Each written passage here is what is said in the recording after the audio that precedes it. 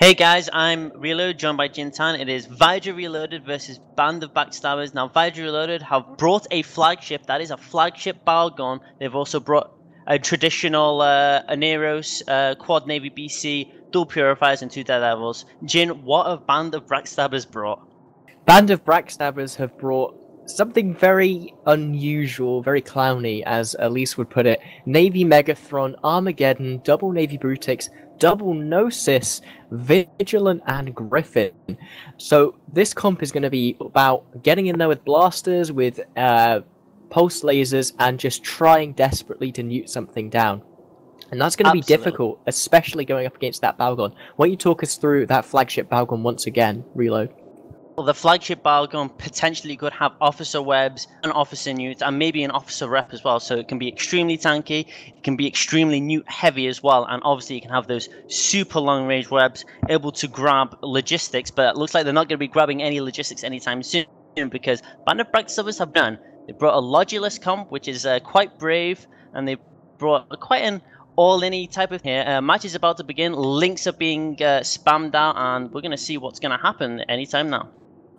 Yeah, and obviously, one interesting part of this match, however, is Vydra Relolded is going to have to protect that Balgon. They can't just go all in, because if it dies, and you can see that being put on it by Band of Backstabbers, if that Balgon dies, they cannot bring it in any future matches. It is permanently dead and out of the tournament. You can see those attack both teams. Absolutely massive. Absolutely, that Balgon is like muted, he's being tackled, but it doesn't matter, he's just holding, no problem. Vigilant, Griffin, oh, there were some bombs right there, it looks like Vydra Reloaded actually bombed the Band of Backstabbers team. Oh wow, those bombs doing some work. It looked like these teams are whole tank though, yeah, it does look like those Navy Brutixes and the Navy Mega, probably all the team is whole tank. The Vigilant and Griffin instantly getting nuked, but those bomb runs were actually pretty devastating for Band of Backstabbers. The Balgon is holding fine. Like, he's not even struggling at this point. And it does look like Band of Backstabbers do notice this, and then Navy Mega is going to try and brawl the Vydra Reloaded team, but I think it's too little too late at this point yet. Navy Brutix down. Well, we can see that they are starting to apply more and more damage, getting in close, and more importantly, they are neuting down that Balgon. I don't think it's going to be enough here, but there is potential for them. Maybe if the Balgon burns out its reps, burns out its hardness, that could be the end of it. Or maybe if it just mismanages its cap, it could run out of cap, all its hardness go off, and just it could disappear in a sec here. Absolutely. It does look like the Balgon is actually nossing and webbing the Navy Brutixes and the Gnosises, trying to get as much cap as possible. It does look like they have switched off the Balgon at this point, trying to go for maybe some Daredevils. The Navy Harbinger now is grappled down web, so they're going to try and go for some, less tanky Navy Harbingers, Quad Navy BC, but there's not much damage left for Band of Backstabbers at this point. These Gnosises are in structure. Armageddon and Navy Mega are, they're being completely tackled. Armageddon's actually not tackled, so he's actually burning towards the Navy Mega. He's trying to maybe grab the Aneros. Aneros is, well, neuted, but he seems to be just fine. Gnosis now going down. Yeah, this has got to be so heartening for the Band of Backstabbers. They brought a comp that was so heavily focused on DPS and ran into probably what is one of the most tanky and sustain focused of all of the mainstream comps here from Vydra Reloaded. All of those Navy battlecruisers are going to be bringing those armor rep bots that we've seen so much of in the tournament. They're one of the most cool parts of this composition, as they just let anything on the grid sustain basically for as long as it possibly can. You have to bring something that can kill those drones off and then start going for the harder targets. Absolutely, and I think Vydra Reloaded pretty much brought a hard counter to Band of Backstabbers. Even though the Band of Backstabbers did warp entirety at 0 on the Balgon, he just completely tanked. He brought, those armor rep bots, and then what I think Vydra did is actually they pulled their rep bot and then go in for the bomb, and it was pretty surgical on their part, and Mega going down now for Band of Backstabbers. But yeah, I think Vydra brought really just a solid comp. They knew what to do, and they just like committed against killing the Vigilant, the Griffin, the Gnosis, and just one by one just slaughtering, because Band of Backstabbers didn't bring any logistics, so eventually those ships were gonna die. Those you know, those ships were just going to be sent off as is, and the battle gun for Vydra Relolded just held.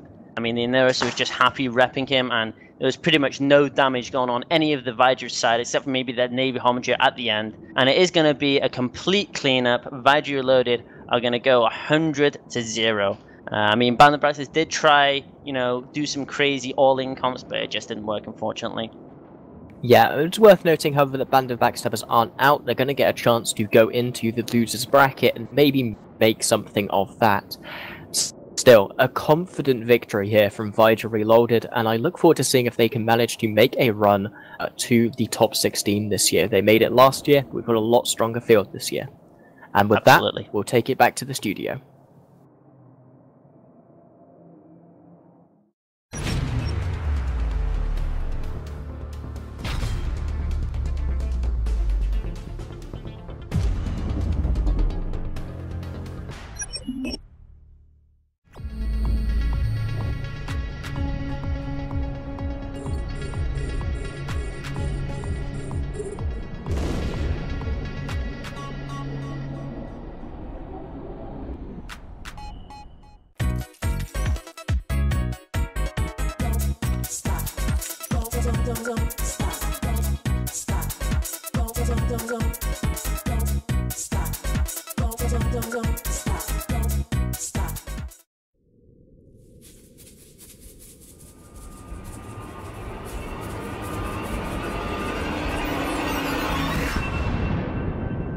My brother gets off work at 4 o'clock and we're coming down here to kick some mother.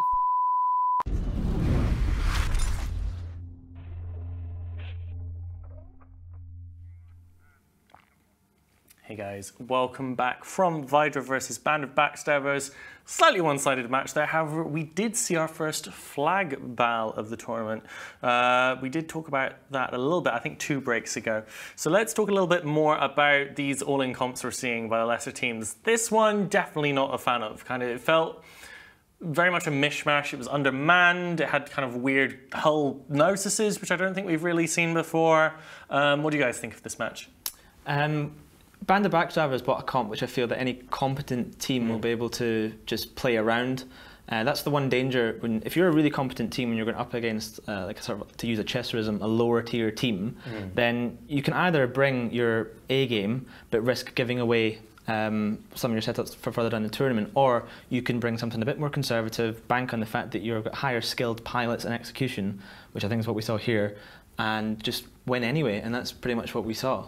Band of Backstabbers just got outplayed, really. I mean, they gave it a good shot. They definitely took some chunks out of that Balgarn, but Nikaneuser and their nearest there had no trouble keeping it alive. Yeah, so, you know, we're seeing again that extra shotgun, as it's called, the BAL, followed by Navy battlecruisers and then Flavor Frig support. We've also seen drone comps again come through this year, back after their ban from T2 combat drones. Brett, I want to ask you, if we're going to be watching a lot of these comps, so I think we are going to be seeing them, what should we really be looking for to see kind of the better teams of the NBCs and the better drone teams? What little tricks should we be seeing? What should we be looking for that will differentiate the really good people bringing those archetypes versus those people who possibly don't quite understand it, haven't quite practiced it as much, don't really understand how those archetypes work quite as well? Well, the important thing to notice with a lot of the drone comps is you'll see I hate to say lower skilled teams ball up, they stay together, they stay nice and close, and they sometimes bring logistics. There is a way that you can bring logistics with these drone comps, and what that means is the ships get tackled one after the other.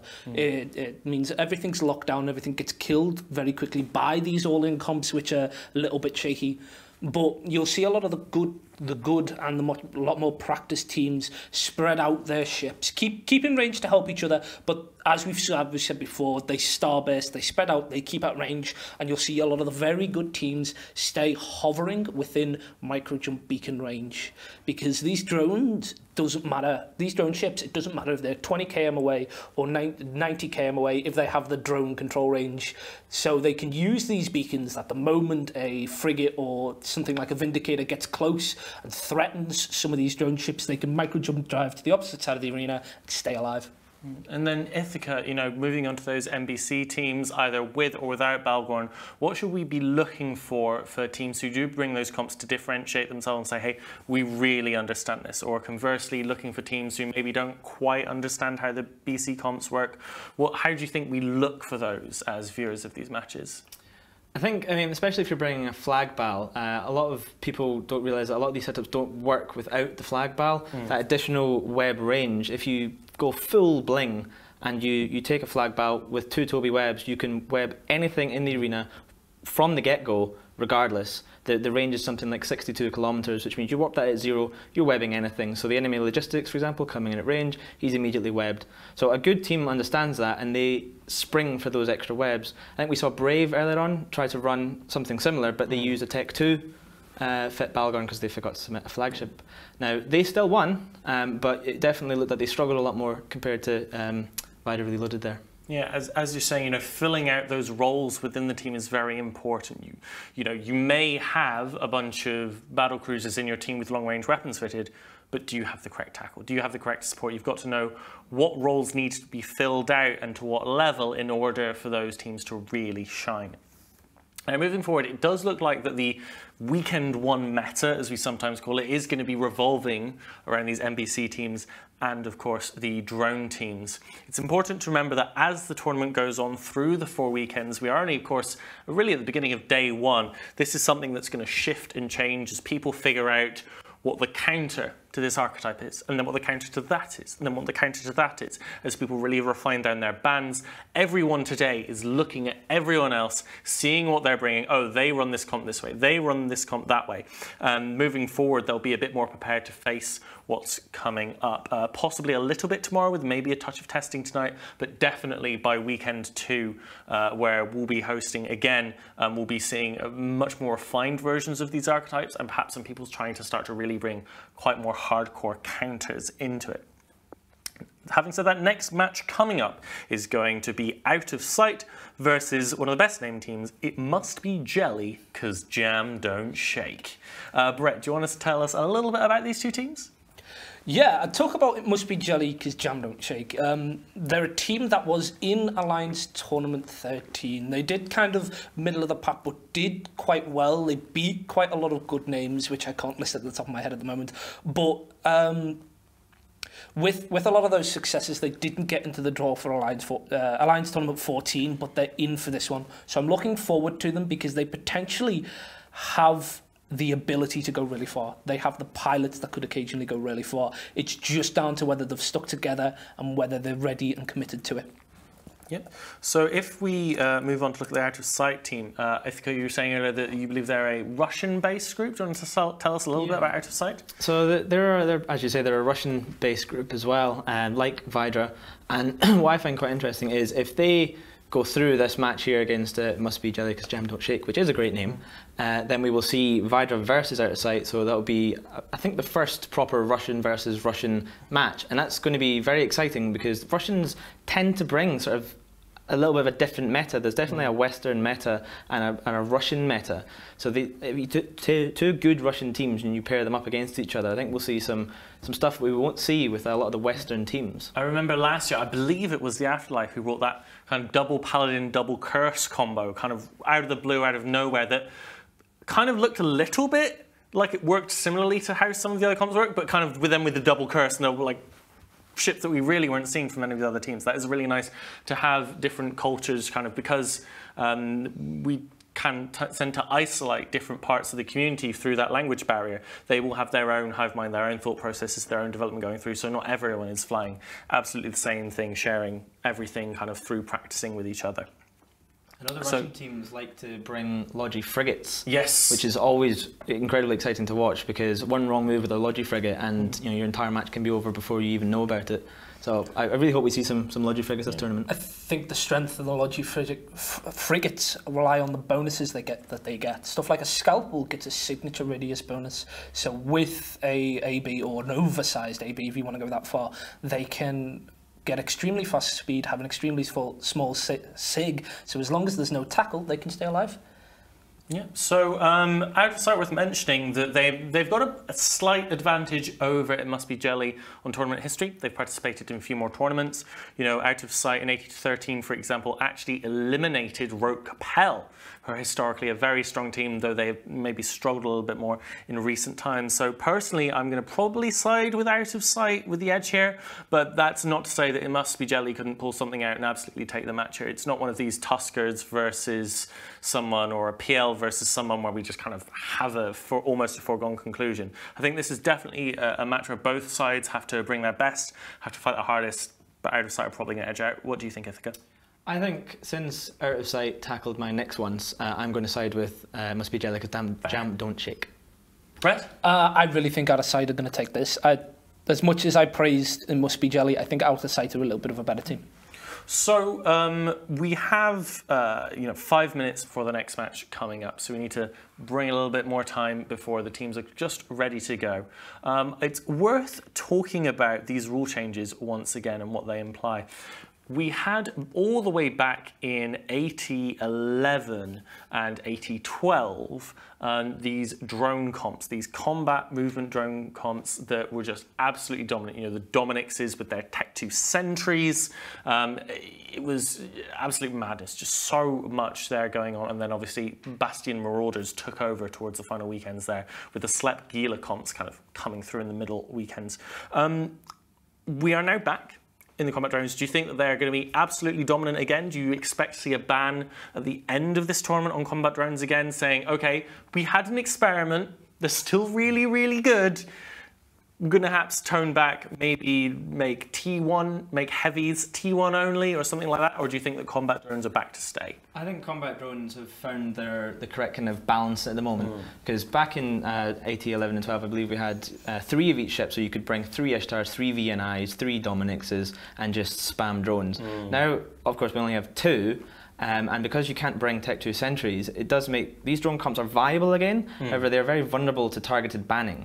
So previously, you couldn't really ban out a drone comp because you could just bring other versions of ships. But now, if you ban out a couple of targeted bans, especially with 3 bans coming later in the tournament, then if you're afraid of fighting a drone comp, you can just ban it out. So I think it's found a good niche now. Now, Brett, we've seen kind of the rise of the battlecruiser hull. I mean, for a very long time, battlecruisers you really just didn't see in the tournament outside maybe the Sleipnir, maybe some of the command ship hulls. But really, you know, the Tech 1 battlecruisers and the Navy battlecruisers, at least when they first came into the game, they really weren't fielded. Since then, they got that hull buff to optimal and tracking on a bunch of them. You know, they can fit the links quite nicely, which filled them in, and they've just become, you know, one of the most popular ships as the meta changes and shifts.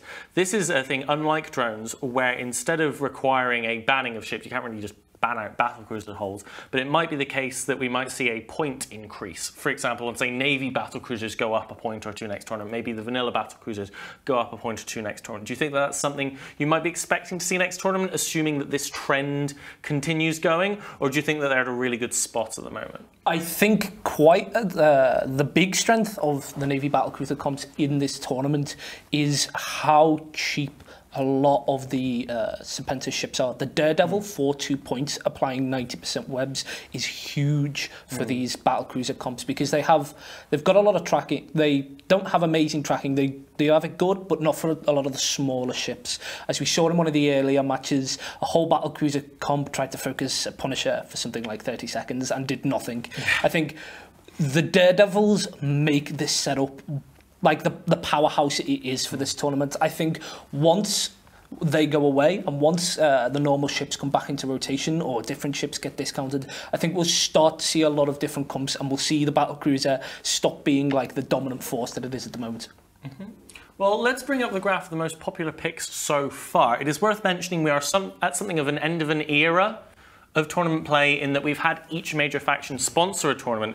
Logibro mentioned at FanFest that they're going to have to come up with some other idea for who's sponsoring the tournaments or what they do with the special point costs. I really enjoyed when they brought those Blood Raiders in to add a discounted cost. Here we go with the graph. We've got here the Brutix Navy issue with 8 picks so far. In only a few matches here, that is just incredible number of picks, followed up, Brett, as you were saying, by the Daredevil, then the Harbinger Navy issue, you know, part of that core comp.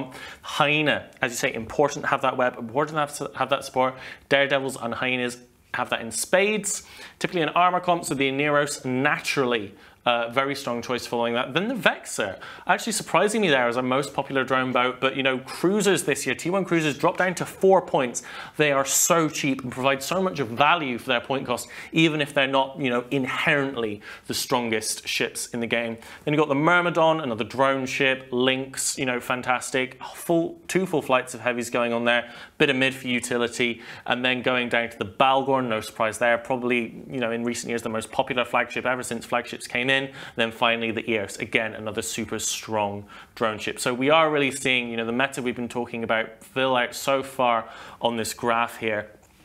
However, it is time, I believe, for us to go into our next match. So I would like to hand it over to the booth to Out of Sight versus It Must Be Jelly, because jam don't shake.